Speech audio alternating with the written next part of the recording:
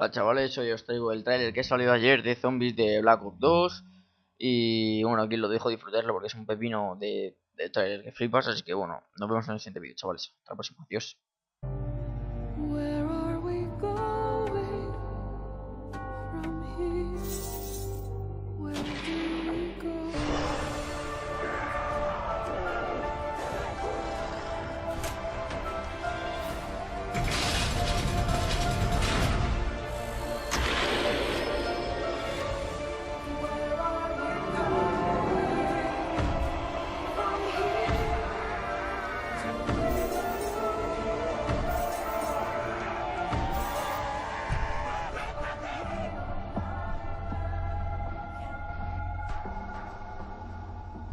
It was a challenge to try and capture something as iconic as Alcatraz.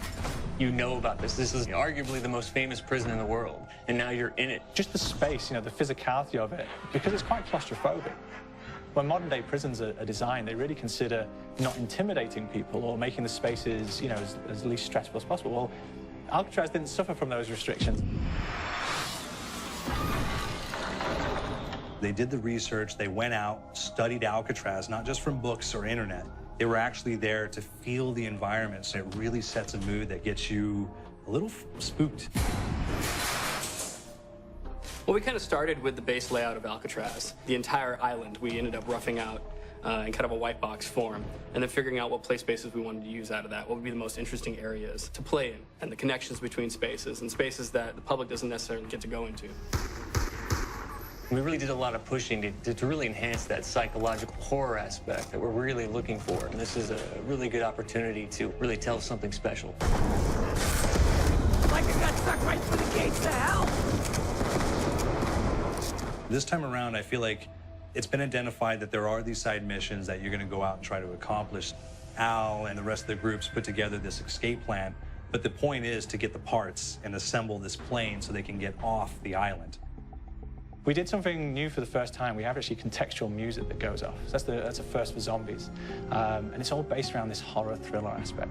Every location will have a specific stinger that you hear when you find it, when you discover it, when you start unraveling the story, we start building on the music that you're hearing, and it's really enhancing that experience and going along with it in parallel.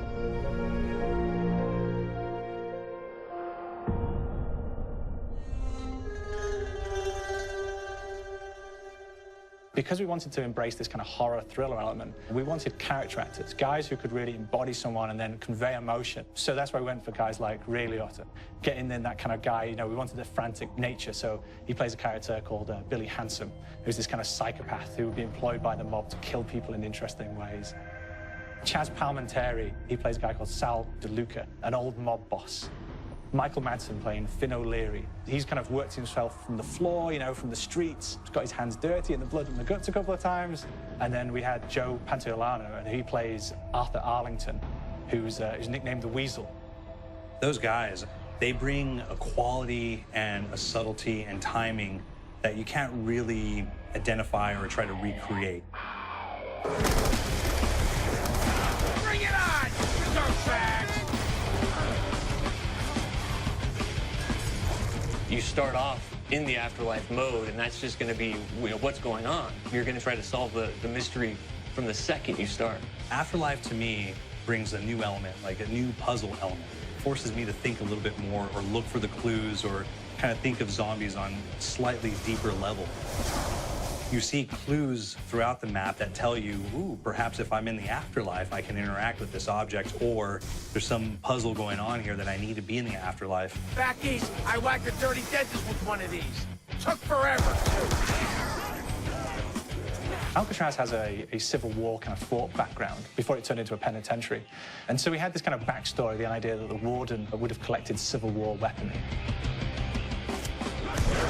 And one of them is a blundergat. It's a fictional weapon, but the idea of the combination between a blunderbuss and a Gatling gun. And possibly, there might be a way of upgrading it to a more fantastical weapon that the players may find. We all gotta go sometime. You just went now. There's one main zombie, one big zombie that's going to come through and wreak havoc on your life. He'll lock down the perk machine, he'll close down the box, so you have to pay to get that open again. So you don't want him to interfere with your process. Now's a good time to pick a fight. It's a fun challenge. It keeps things moving forward. In terms of perks, we have a new perk called Electric Cherry.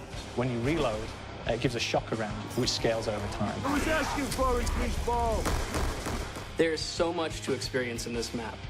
Every time I play it, there's a new tactic to take, a new experience, a new objective to go for.